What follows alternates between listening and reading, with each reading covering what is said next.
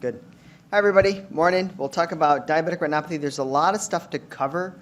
Diabetic retinopathy has become increasingly complicated over the past 5 years, so we'll cover more stuff in less time, which is highly awesome. These are my disclosures. So 30 million Americans are diabetic, but only half are aware that they have the disease, still a big public health problem. After about 20 years, essentially all type 1 diabetics will have some diabetic retinopathy, and about 2/3 of type 2 diabetics. And unlike your traditional AMD population, it's the leading cause of vision loss in working age adults. So in terms of economic drag, it's up there as a big thing. It's more common in African American and Mexican Americans. And of course, severity depends on disease duration, sugar control, patient age, blood pressure control, and serum lipids. So still encouraging patients to have good metabolic control is great, really important. A third of diabetics have never had a dilated eye exam. So you're starting to see quality outcome measures. So the primary care docs, there's more emphasis put on them to have screening for diabetic eye disease being a major quality outcome measure.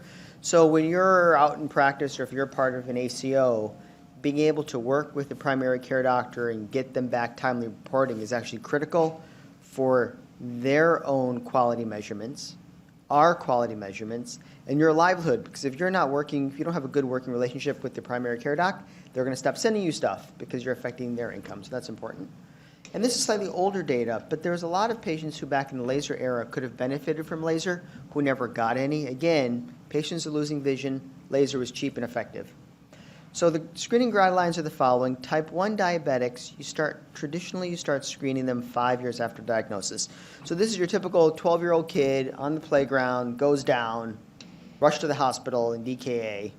He gets diagnosed with diabetes at that moment, which is basically when he developed diabetes. So it's going to take a few years for any diabetic eye disease to show up. So no need to screen them right away. Type 2 diabetic, on the other hand, is your typical 47-year-old overweight person hanging out in the office who gets diagnosed with diabetes, but probably has had diabetes for a bunch of years, just never got diagnosed for it. So their diabetes may have been causing diabetic retinopathy all along. So when that person gets diagnosed, you start screening them annually from that point.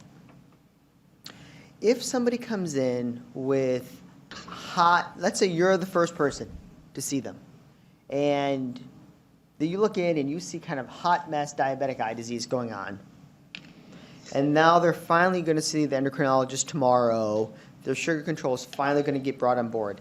I would follow those people a bit more closely than you otherwise would, because intensive glycemic control up front can cause a transient worsening, well, not transient, but it can cause a worsening of retinopathy. So follow those people more closely. Let's say you have somebody who comes in, A1C's 10, hot mess, but no diabetic eye disease to speak of at all. I'm not really worried about those people, so I'm not going to follow them more. But people who have a couple leaky microaneurysms that you're worried about, their glycemic control is going to go from 10 to 7, follow those people more closely. The same is true with pregnancy. You know, pregnancy causes a hormone shift, fluid shifts, so it can also have worsening of diabetic eye disease. So again, they got a lot of stuff going on and follow them more closely. If they don't have anything going on, maybe I'm not so worried. Any questions about that? So that was kind of that stuff. So let's talk a little bit about etiology. It's a microvascular disease that affects the retina. From a purely sort of physical level, I'm not talking about the biochemistry, but from a physical level, the damage to the vessels causes them to leak. Those leaky vessels are going to leak fluid or plasma. That's going to lead to diabetic edema. Some of those capillaries are going to get shut down, causing ischemia. The ischemia will cause upregulation of VEGF and other cytokines, which then can exacerbate diabetic edema. We're going to talk about that in a few moments. It can also cause new abnormal blood vessel formation. Of course, that's neovascularization. So we're going to go through all of that stuff as well. As much as we talk about diabetes, as many billions of dollars a year that we spend on it, we still don't fully understand what's going on. We know that the hyperglycemic state causes damage to the vascular endothelium, so that plays a role. We know that it damages the pericytes, which are the cells that support the capillaries, so that plays a role. And then somehow that dysregulation causes upregulation of a lot of cytokines, causes a lot of inflammation to occur. We'll touch on that in a little bit as well. One of the big growth factors that we talk about is VEGF, but there's a whole bunch of other stuff going on. We just talk about VEGF because that's a main driver, and we have therapy for those things. There's also probably a role for the RPE. We'll talk about that a little bit as well. So pericytes get damaged, which is what the far picture is showing you, in diabetic eye disease, but we really don't know what to do with that stuff. Our classification system has not changed. So, non-proliferative, you develop new abnormal blood vessels, proliferative, and anywhere along that spectrum you can develop diabetic macular edema. So, mild, moderate, severe, very severe NPDR, 4 stages. We'll talk about the criteria for that. Then once you start getting abnormal blood vessel growth, by definition you have proliferative retinopathy. We then subdivide that into not high risk, meaning I'm worried about you, but I'm not going to kind of force intervention upon you. And then high risk PDR, which is you've bought yourself therapy. So we'll talk about that as well. So non-proliferative retinopathy, your typical dot and blot hemorrhages, flame-shaped hemorrhages, microaneurysms, cotton wool spots, venous beading. You can, of course, get hard exudates, edema, and intraretinal microvascular abnormalities, or IRMA. And NPDR messes up your vision by many times doing nothing. So that's the most common thing, it does nothing. Number 2, it'll cause damage to the capillaries that supply the fovea, so the macular ischemia can mess you up. And then, of course, anywhere along the spectrum, you can get diabetic edema. So this is a perfectly normal retina, normal fluorescein angiogram. I'd like you to appreciate how dense that perifoveal capillary network is. It's very tight. The foveal vascular zones may be 500 micrometers. The optic nerve head is about 1,500 micrometers in width. So that's kind of your measuring stick. So about a third of that. But really tight, really fine, really lacy, totally normal. Doesn't take a genius to say, well, this is a hot mess. You know, this is a first-year resident, yes, I can diagnose this person with diabetic eye disease kind of case. Lots of dot and blot hemorrhages. It can be hard to differentiate a blot hemorrhage, which is a hemorrhage sort of along the Mueller cells and bipolar cells, which are kind of vertical in the retina. So if I look at something vertical on face, I'm going to see it as a dot. That's a dot and blot hemorrhage. In contrast, a microaneurysm really is just a small little aneurysm in a vessel. I'm going to see that when I look under the slit lamp, I'll see that that little dot happens to be within a vessel. So you really can and should try to differentiate them. Fluorescein angiogram, the foveolar vascular zone doesn't look too bad. I have a few microaneurysms along the inferotemporal edge of my foveolar vascular zone. Lots of pinpoint areas of hyperfluorescence, which are microaneurysms as well. Another example of a few maybe microaneurysms are probably those things up top that you can see. Cotton wool spots. Interestingly, cotton wool spots, or neurofibrillary infarcts, are pretty common in diabetic eye disease, seem to correlate pretty well with the presence of hypertension, but interestingly didn't seem to pan out in terms of a risk factor for progression. So that's kind of interesting. You know, cotton wool spot's not supposed to be there. Stuff's actually dying. Correlates with hypertension, which correlates with diabetic eye disease, but not a risk factor in and of itself. Another example, these are more typical moderate to severe NPDR. I have hard exudates temporal to the fovea, a bunch of blot hemorrhages, some microaneurysms scattered throughout. Microaneurysms, again, dilatations within a vessel. If I look at this slit lamp carefully, I will see that. So the way that we grade these, you know, mild is as much kind of gut feeling as anything. If you're just looking in, not a lot of stuff going on, probably mild. Medium, definitely something going on, medium. But severe NPDR is where we actually have more standardized criteria. And severe NPDR, we have the 4-2-1 rule. If you have that 4 thing, the 2 thing, or the 1 thing, you get diagnosed with severe NPDR. So it's 4 quadrants of hemorrhages and microaneurysms.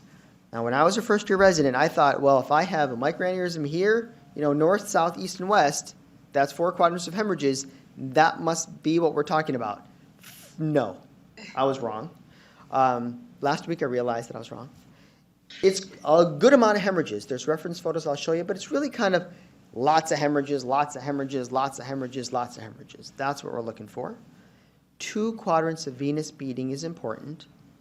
When you're looking at a diabetic retina, it's often helpful when you're at the slit lamp. I'll use sort of a lower magnification. I will use either a 78 or a 90 lens because it's easier for me to kind of just see the forest for the trees kind of a thing. And you want to have a fairly broad beam. And one of the things I'll encourage you to do when you go up to clinic after this is if you take a very narrow beam and put it on bright and shine it on a vein in particular, and you look directly at the vein and the area around it, because of the way that that's illuminated, you will make the vein look fat. And so when I was a first-year resident, I was diagnosing everybody with venous beading because I was making that area glow and made it look fat. That's not what we're talking about. You want a nice broad beam. You just look along the vessel, and you want to see if it looks like beads. I'll show you that in a second. And then you can also have one quadrant of IRMA, intraretinal microvascular abnormality, which is sort of like telangiectasis within the retina. I'll show you a picture of that. The reason that diagnosing somebody with severe NPDR matters to me is if you have one of those three criteria, you have a 15% chance of developing proliferative retinopathy within the year. So I'm going to follow you more closely. I'm going to see you back maybe every 3 to 4 months.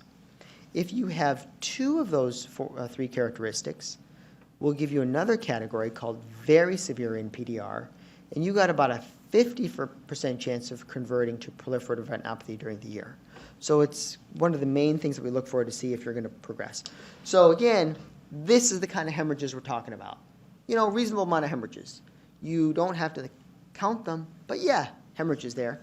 And if you look along the vessel, this is the most dramatic example of venous beading you'll ever see, but you'll see these bunch of beads, and you can appreciate that if I'm just looking at this area, you know,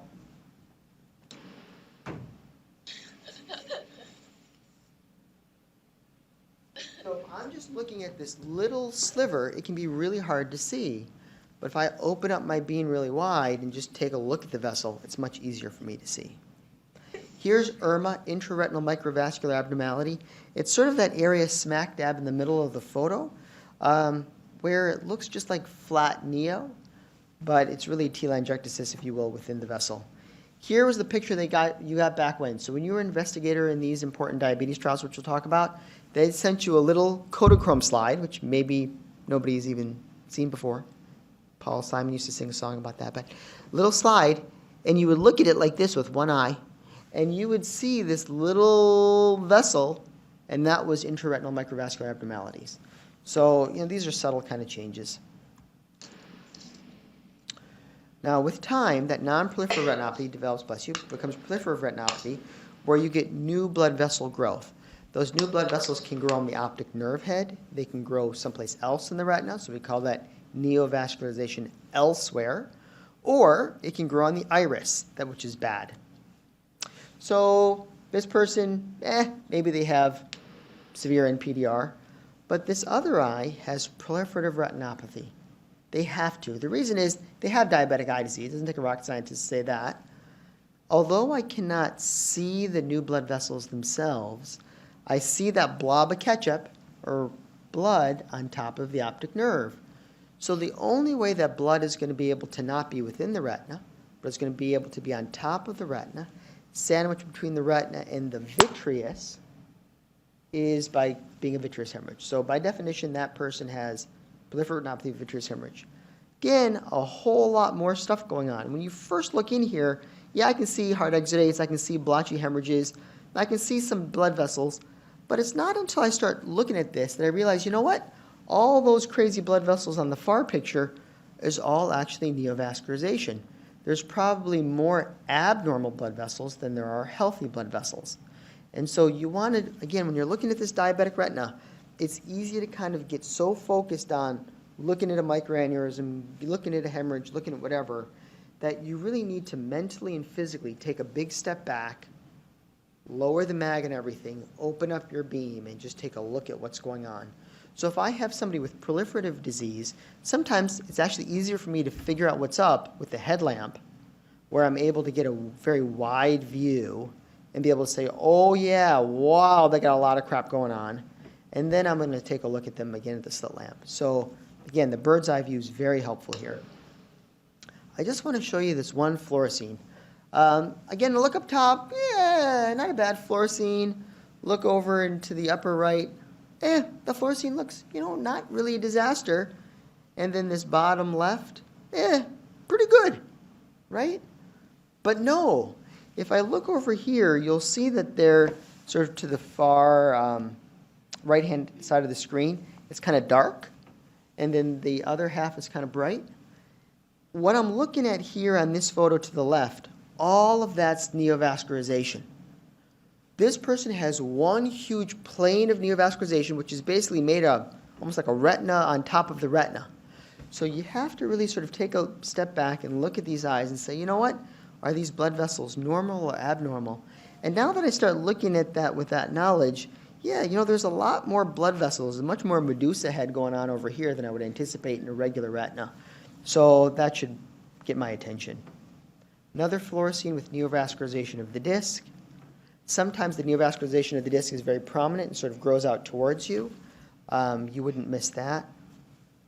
Neovascularization elsewhere. Again, this is a more dramatic example, but you can see those telangiectatic vessels, but they're actually growing out of the retina.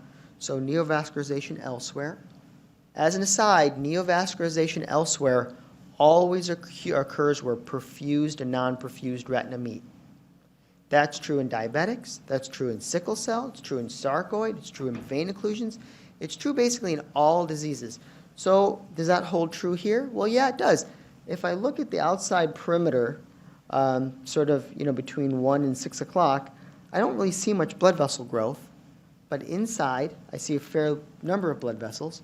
So I'm getting the neovascularization where perfused and non-perfused retina meet. So if I were to ask you, hey, if we get a fluorescein angiogram, what would you anticipate seeing here? You would say to me, well, I would expect to see neovascularization, but then peripheral to that, I would expect to see significant ischemia. And then you get the fluorescein, and indeed, that's what you would see. Does that make sense? That's kind of an important, you know, just principle that will carry you through a lot. So treatment of diabetic retinopathy, we'll talk a little bit about the general medical literature and a little bit about the ophthalmic literature. The diabetes complications and control trial, this quaint idea that came out like 30 years ago that said that sugar control mattered. That was the basic thing of the study. Before that, people really didn't know. I know it sounds dumb, but people really didn't know. So the take-home message was people in the conventional group had an A1C of 9, and with intensive control, A1C was 7. Again, you know, back then that was super aggressive. Today, maybe you want to get a little bit better than that. And they found that it worked. The type 2 diabetes study, of course, was the UK PDS. And for reasons that are not clear to me, knowledge of this study is very poor amongst ophthalmologists. I think most ophthalmologists have heard about the DCCT, obviously, but this UK PDS, which is a similar study in type 2 diabetics, most ophthalmologists don't really know about. And again, intensive treatment, still not as intensive as today, but intensive treatment mattered. So A1C went from 8 to 7. The top line information from this was going from 8 to 7 with your A1C reduced the need for laser by 30%. That's it. That's kind of amazing. If I were to tell patients, you know what, I can do something for you. I can give you an eye drop, a glaucoma drop or something that reduces your need for any other therapy by a third, that would be a huge deal. I can do the same thing for these patients by encouraging them to reduce their A1C by a point. And what's interesting is anywhere along that spectrum, each point of lowering of A1C reduces your risk of losing vision and needing treatment. Again, this is back in the day when laser was the only option, by about 30%. So I'd like you to, as much as patients, you know, sometimes just, it's like talking to them about smoking. They just don't want to get it, or they can't get it. The diabetics are sort of the same. You can talk to them till you're blue in the face, and they kind of like, I like candy. You know, and that's the response you get. But occasionally you will have a patient who when they're scared out of their mind because they think they're going blind, you can reach them and encourage them to bring their A1C down and start working with their primary care doctor or seeing an endocrinologist. And if you can do that, you will help them. Sort of like the smoker. It's an uphill battle, but it's still worthwhile doing. The other important thing to come out of the UK PDS was not only did sugar control matter, but blood pressure control was equally important to sugar control. And if I took somebody who's had bad hypertension and made it in just moderate bad hypertension, I reduced the risk of laser by a third, and I reduced the risk of severe vision loss by 50% at 7 years. It's sort of amazing. I'll show you later what our focal laser results are like, what our intravitreal injection results are like. And if I could just say, hey, look, if you got your blood pressure better, I'll reduce your risk of losing vision by half. In the therapy, I would say that's awesome. Again, I'm a doctor first, an eye specialist second. Let me at least talk to the patients about this. So our current ADA guidelines, A1C less than 7 for most folks with a good blood pressure control, and daily exercise and management, of course, is key. Any questions about that? Doctor first, eye specialist second. Okay, diabetic edema, leading cause of vision loss in diabetics. We still diagnose it primarily with fundus exam, but OCT is critical. You know, anytime we walk around and tell you we don't use OCT to diagnose diabetic edema, we're telling you something wrong. So, looking in the fundus, a couple of things that I'll use to help me figure out if they have diabetic edema. Where there's smoke, there's fire. If I see hard exudates in the macula, I'm pretty darn sure there's going to be or will have recently have been macular edema. So use that as a clue. Number 2, we'll be looking at people with the slit lamp. Again, now here, not so much a broad beam. I'll maybe start off with a broader beam when I'm looking for hard exudates, but once I diagnose somebody with hard exudates, I'm going to narrow my beam down. And number 1, I will have my beam perpendicular to the fundus, and I will just simply scroll my beam left to right, and then I'm looking at the innermost surface of the light beam to see if it's bowing towards me. That's one way I'm going to look for diabetic edema. Then I'll take my beam and put it on an angle and do that same thing, again looking at the innermost aspect of the beam to see if it starts to become fat, again suggesting that I have diabetic edema. So that's my second way of doing it. Then the third thing I'd encourage you guys to do, this is sort of a totally lost art, but I'd like you to consider, and when you're with me in the clinic, let's plan on doing this. I'd like you to take a contact lens. It can be a Goldman 3 mirror. It can be this $70 piece of plastic lens that I have. And with some gonioscopic solution, put it on the eye, and let's use that to diagnose diabetic edema. Once you kind of get in the habit of diagnosing it at the slit lamp with the contact lens, it becomes a lot easier to diagnose it with a loose lens later. And that's really a critical fundamental skill to use independent of having an OCT. So the OCT is confirmatory, but again, quasi-diagnostic. I'd be hard-pressed to tell you that I'm ever going to examine a diabetic without getting an OCT.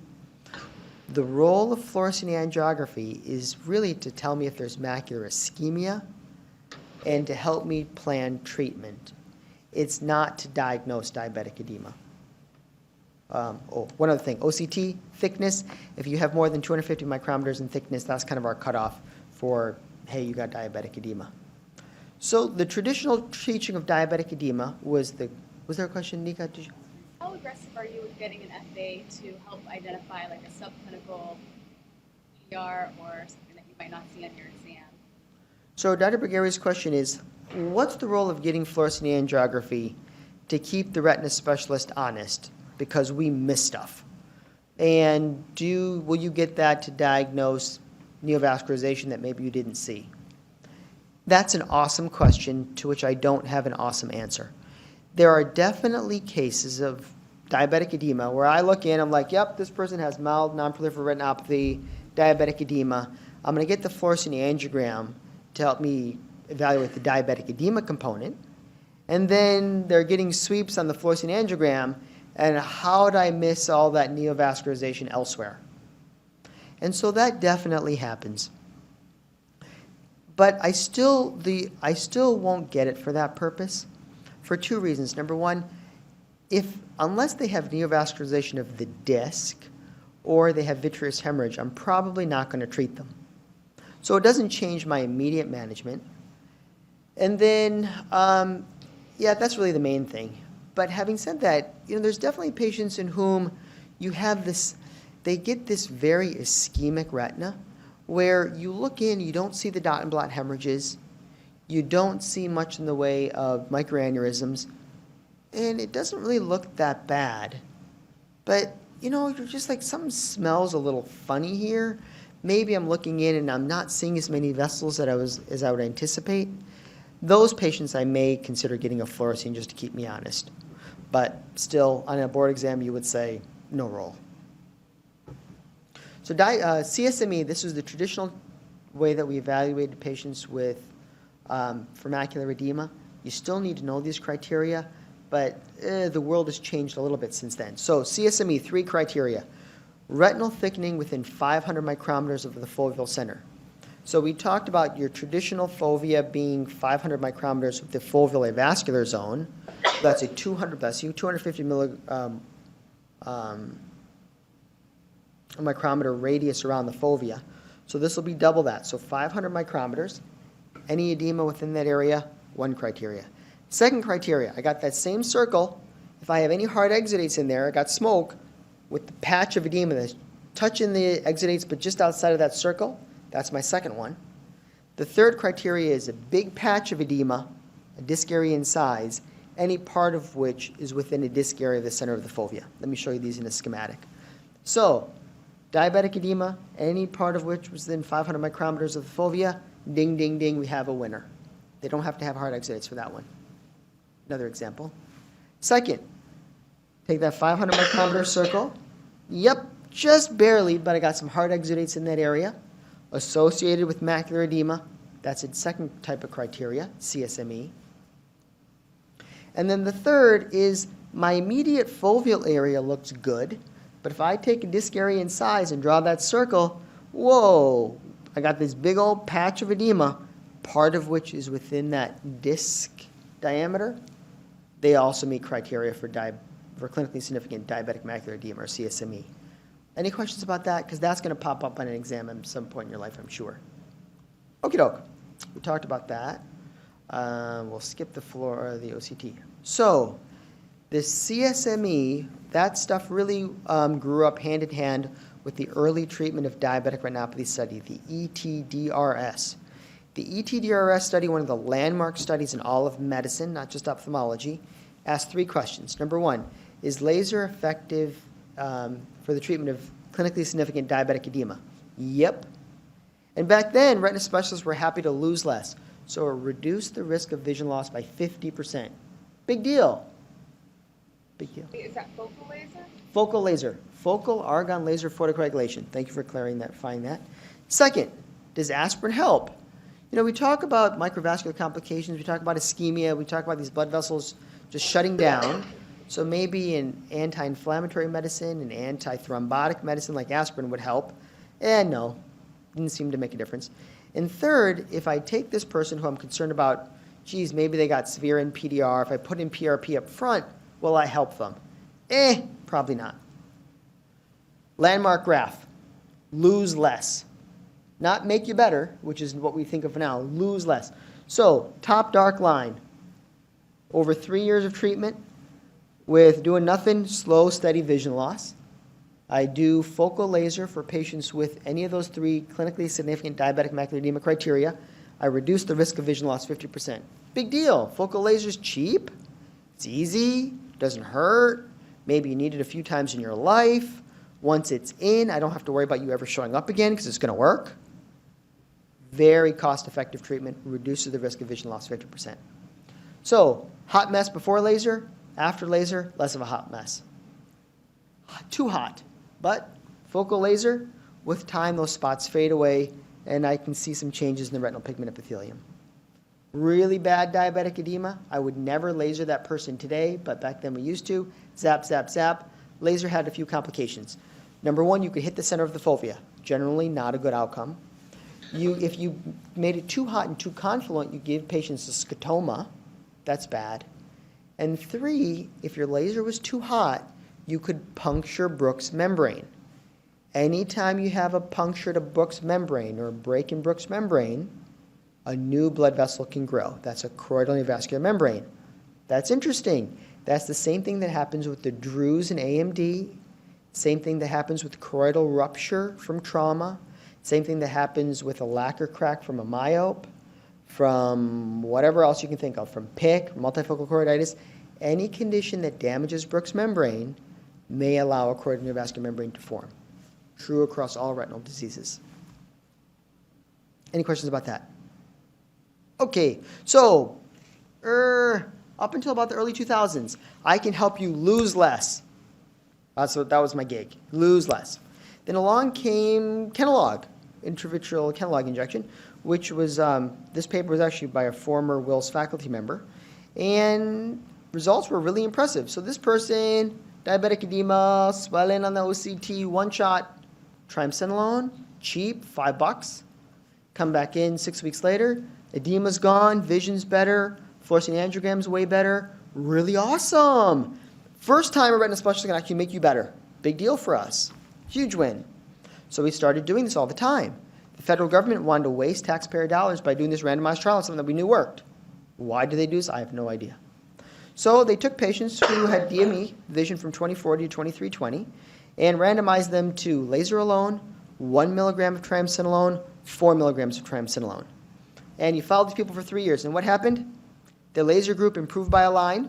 It's a little different than the ETDRS. Triamcinolone people, no benefit. Wait a minute. I was seeing all these people, sorting them up, but they were getting better. Randomized trial, follow people for a long period of time. At the end of the day, it didn't seem to matter. Not only that, but people who got 4 milligrams of triamcinolone injections, they got cataract, very high rates, and they got glaucoma to reasonably high rates. So not only didn't help, it was actually probably hurtful to patients. This is the importance of randomized controlled trials. So blue line, seeing patients out to 4 months. That's the triamcinolone group. That's a home run, right? Totally a home run. Then you'll see the light blue line kind of drops at about a year and a half. Cataract formation. Again, these are working age adults, cataract formation. You do the phaco, and at the end of the 3 years, they're no better off than when they started. The laser group, which is the darker black, which is the black line, at least stable, maybe got a little bit better. So, intraocular triamcinolone, really no role as primary treatment. And I gave them a cataract, and I gave some of them glaucoma. So then along came the anti-VEGF agents. There were a bunch. There's 4. Pegaptinib, which is Macugen. We really don't use that very much anymore. Then you have bevacizumab or Avastin, ranibizumab or Lucentis, and aflibercept or Eylea. We'll show you that. So I'm doing this a little bit out of order, but I want you guys to kind of appreciate something. This Protocol I, if you guys haven't had a chance to read this paper, it's one of the seminal papers in retina. Please do read it. It came out in 2011. And this was sort of the question that we had. You know, I have focal laser, I have triamcinolone, and I have, at that point, ranibizumab. And let me just do a head-to-head-to-head trial and definitively say which one's better, what are the side effects of them. So at 2 years, people who got ranibizumab, 9-letter, 2-line gain overall. People who had laser or triamcinolone with laser, 3-line gain. So clearly anti-VEGF injection superior to either laser or triamcinolone. And if you look at the graphs, the top lines over there are the ranibizumab. They got better fast. They stayed better. Big deal. Standard of care now. The kind of middle light line that peaks and then poops out, that's the triamcinolone group because of cataract formation. Had phaco, still ended up no better off really than they started. Black line laser, some advantage if patients are like, oh, heck no, I'm never doing what? In my eye? No, you ain't doing that. Those people, focal laser can still be helpful, but whatever. So RIDE and RISE were the ranibizumab trials. And again, this is why this was such a big deal for us. And those of us who sort of grew up with this really could see patients that couldn't see before, now can see. This trial is patients who got 20/40 or better, sham or focal laser. Some patients got better, 40% got 20/40 or better over time, but way better with intravitreal anti-VEGF injections, any way you slice it. But it can take a while to get there. So this is a different graph showing the time for patients who are going to get 20/40 to get there. Again, although a number of patients get better in the first couple of months, there's definitely patients who continue to improve for up to a year with intravitreal anti-VEGF injections. So it's not like it's just, hey, this is not as good as you're going to get. We're going to continue to get you better with ongoing treatment. The VIVID and VISTA were the aflibercept trials. Again, same kind of a deal. You look at the top graphs, people who got regular anti-VEGF injections, 2 to 3 line gain in vision, and maintained it for the duration of the trial, compared to the lower line, which is people who got laser, basically. Not as good. Again, the amount of patients who gained 2 to 3 lines of vision, tremendously better in the anti-VEGF group than with laser. So kind of key. So then the other trial that came out earlier this year was to say, well, now I got potentially 3 anti-VEGF agents. I don't know. Who's better? So let's randomize them, 1 to 1 to 1. So that was protocol T. And if you look at sort of the top-line data, top-line data, orange line, that's the aflibercept or Eylea. Middle line is ranibizumab or Lucentis. Bottom line, Avastin, bevacizumab. Everybody got better. Not everybody. Most people got better with whatever you gave them. So anti-VEGF works for everybody, but there's a difference between them. And the question becomes, well, is that difference clinically meaningful? Does 1 or 2 letters from a clinical perspective matter or no? Sort of, right? And that's why I'm in business, is to help patients get back as much vision as possible. Well, if you start factoring in money, how does that play into all this? Geez, should I just give them a cheap $50 drug and give them much of the same bang for the buck? Do I give them the most expensive Cadillac drug, which gives them a little bit more bang for the buck? Do I kind of split the difference and go for the middle expensive drug? There's a lot of debate about that. You can sort of argue it in a million different ways. And part of it just depends on, what kind of a horse you might have in the race. But interesting conversations. Now, if you start looking at the data a little bit differently, when they did this trial, they said, well, we'll just kind of look at everybody. And then how about we divide people into people who had pretty good vision to people who didn't have so good vision, and let's call 20/50 that number. And if you say, well, if you have patients who had 20/40 vision, which were the majority of people, the 3 drugs didn't seem to make a big difference. They all seem to work equally well.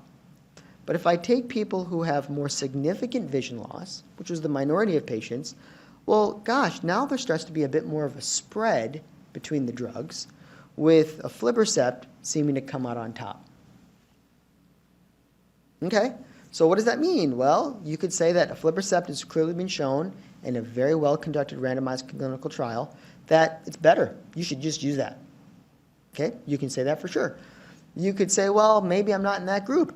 Maybe this was just one trial. I know that the FDA always requires 2 trials.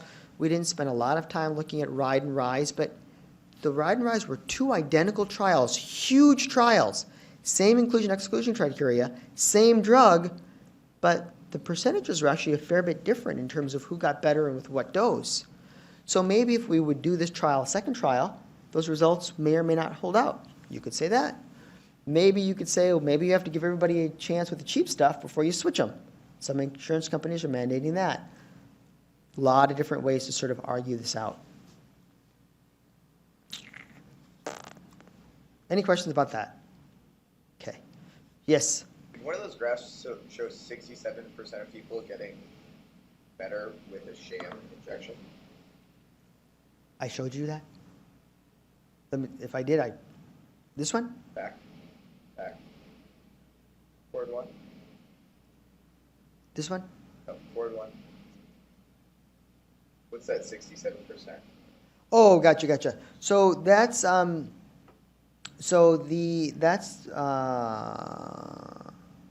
sorry, thank you. So that's the percentage of people who ultimately would have gotten 20/40. How long did it take them to get there? So it's kind of a weird way of looking at the world. So it's not the absolute number as it is the percentage of that cohort who would ultimately get there. So the percentage of people who, how can I say this? The percentage of people who ultimately got to 20/40, of those patients, how long did it take those people to get there? So you have 100 people, then all of a sudden only 3 of them got there. 2/3, 2 out of those 3 took a while to get there. So it's a weird way of thinking about it. Dr. Broad, would you mind commenting on, given the success of anti-VEGF therapy, the role of focal laser in kind of early DME, or if they have a lot of microaneurysms, when you consider that over anti-VEGF injection? So the question was, what's the role of focal laser? That's a good question. If you have somebody with that disc area of fluid, any part of which is within a disc area of the fovea, but the fovea itself is still clean, I think focal laser is a home run for that person. Second, I have that hard exudate within 500 with associated area of edema. Fovea is clean. Focal laser still a home run for that person. So those are the two kind of primary focal laser options. Then, I don't know if I put this in here. Maybe I did. So within some of these protocols, the sham was basically focal laser. But then within the ranibizumab arm, there were some arms in which it was just anti-VEGF alone from the get-go. And then there were some patients who got combination therapy up front, focal laser and injection up front. With the thought being, focal laser worked, anti-VEGF worked, the two should be better, right? I should be able to treat them less often, get a better response. But if you look at those patients at 2 years, 3 years, 5 years, the patients who got focal laser plus injection didn't seem to do as well as people who got injection only from the get-go. So really the standard of care, at least as I see it, is anti-VEGF monotherapy from the beginning. Then most of the trials would say, well, just keep shooting them up for 6 months. And then at 6 months, if they have residual edema, then add focal laser at that point. I have better data supporting that treatment algorithm. But focal laser up front for center-involving DME is probably not helpful for sure, and you could argue may be detrimental. Does that answer your question? Okay. Now, having said that, I kind of poo-pooed steroids a little bit beforehand, but that's not necessarily the case. There are 2 different steroid implants using different drugs. One is dexamethasone, the other one's fluocinolone. And the dexamethasone trial took patients with DME, took people, most of whom had had other treatment. They'd had anti-VEGF therapy for a while, they'd had focal laser for a while. They were just kind of chronic edema kind of players. Gave them 2 shots a year, which is probably too few. The drug, although they thought it lasted 6 months, probably is lasting 3 months, honestly.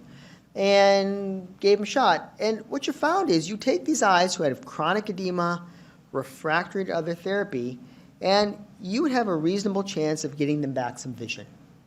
So steroids still seem to play a role in helping patients with diabetic edema, but maybe not as initial monotherapy. A lot of patients are just going to get better with anti-VEGF treatment alone, but if they're not getting better fast enough, maybe you consider adding the steroid in. The problem with the steroid is cataract. And any trial that uses a steroid chronically, or even one shot, you need to make sure you have 2-year data because you don't start seeing cataract signal until 12 months.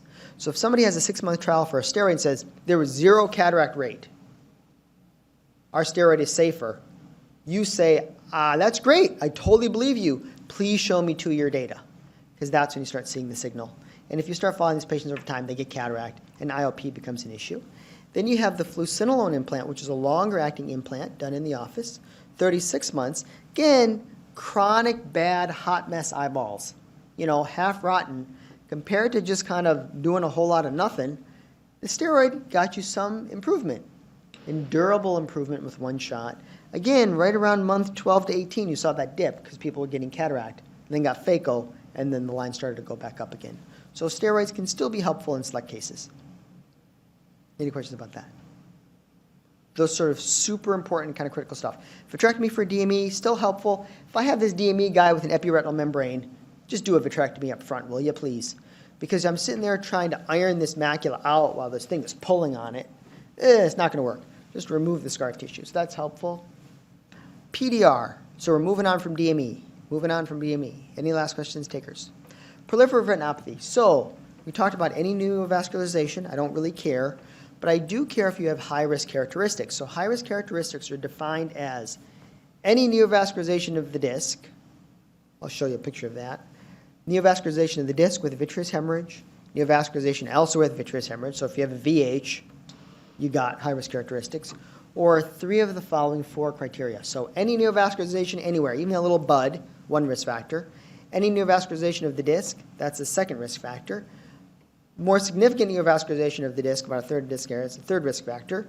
And then 4th would be potentially a pretty good sized bit of NVE off in the corner. So This was standard photograph 10A. Again, this is the kind of pictures you got back in the day. This Kodachrome slide, right at 12 o'clock, you see there's this kind of lightish, reddish smudge. That was the neovascularization they wanted you to see. This is more significant neovascularization of the disc. Again, neovascularization, one risk factor. Neovascularization of the disc is the second risk factor. Neovascularization of the disc greater than the third disc area, three risk factors. This person has proliferative retinopathy with high-risk characteristics. They've bought themselves pan-retinal laser photocoagulation.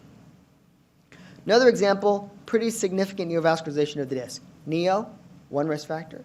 Neovascularization of the disc, number 2. Greater than a third of a disc area, number 3. Bought themselves PRP.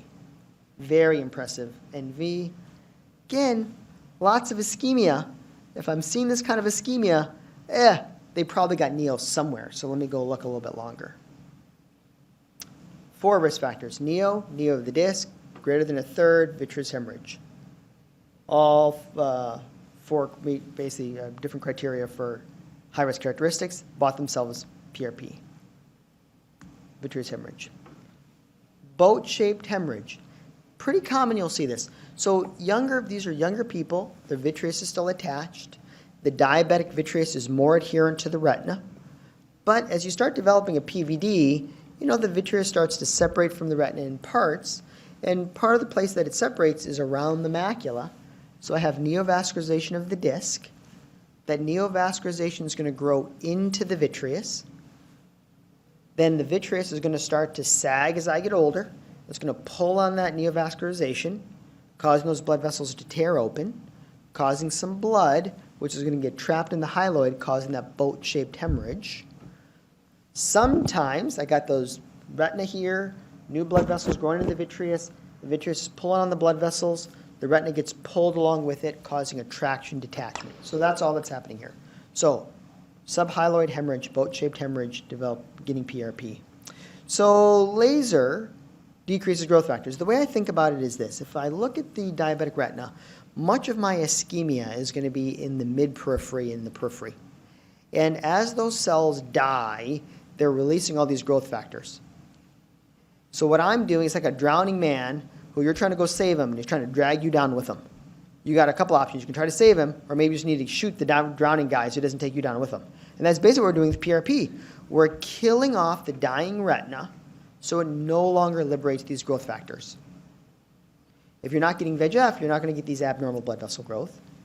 PRP also may thin out the retina, allowing the choroidal circulation. The choroid gets the highest blood flow rate of any tissue for its size in the body, to allow the oxygen that's in the choroid to diffuse through the now thin atrophic PRP'd retina.